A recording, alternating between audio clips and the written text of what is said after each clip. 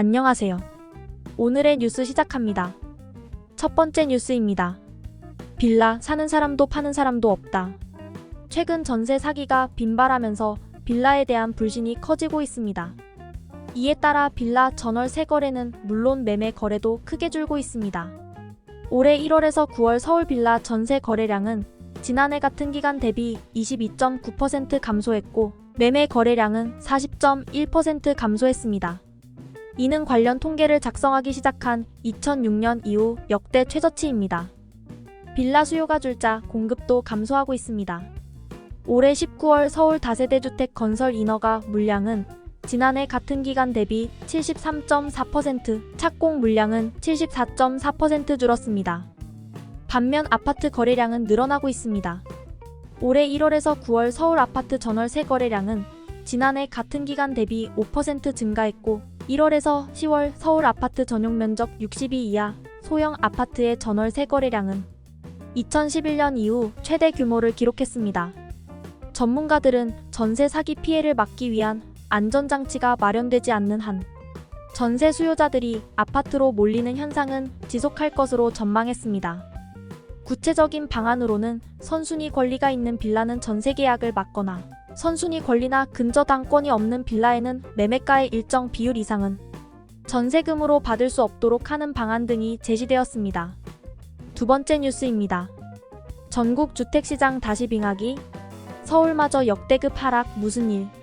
11월 전국 주택사업 경기 전망 지수가 68.8로 지난 2월 이후 최저치를 기록했습니다.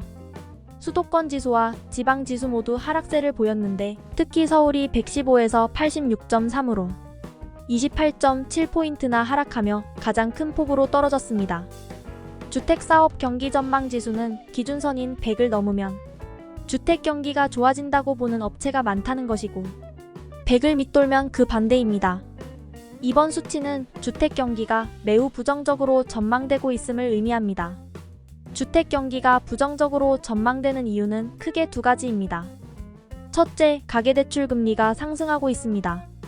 10월 말 시중은행의 주택담보대출 변동금리 상단은 7%를 넘어섰고 내년 중에도 미국의 기준금리가 높은 수준으로 유지될 것으로 예상됩니다.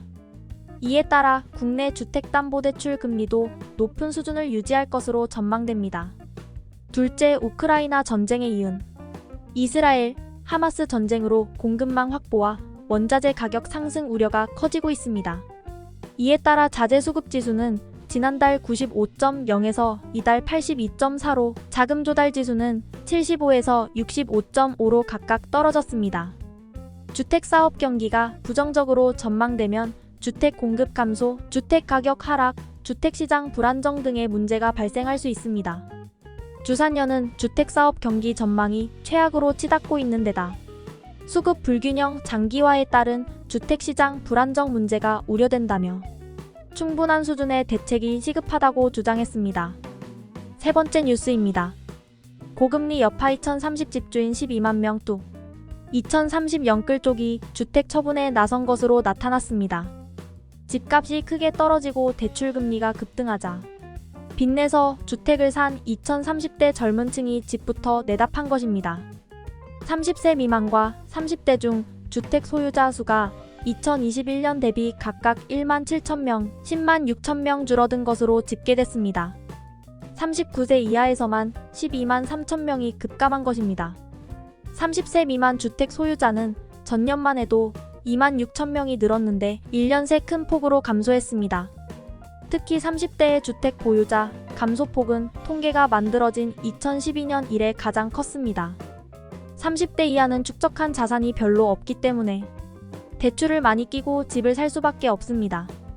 다시 집을 사지 않았다면 높은 가계빚 부담을 이기지 못해 보유주택을 처분했을 것으로 분석됩니다.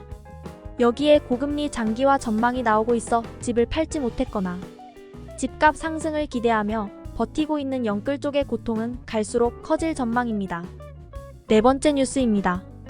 영끌 내 집 마련 2030대 일부 대출금리 못 이기고 결국 매도 2022년 기준으로 총 주택수는 1915만 6천호로 전년보다 34만 4천호 증가했습니다.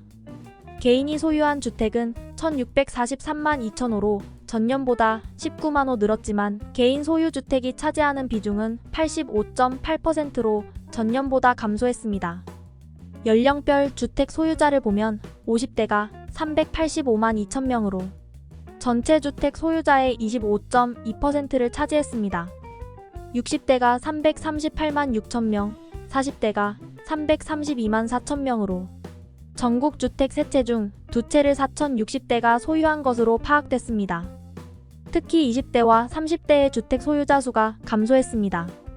30세 미만 주택 소유자는 27만 4천 명으로 전년보다 1만 7천 명 줄었고 30대는 154만 1천 명으로 전년보다 10만 6천 명 감소했습니다. 이는 지난해 금리가 가파르게 상승하면서 대출을 끌어모아 집을 샀던 2030대의 이자 부담이 크게 늘어난 영향으로 분석됩니다.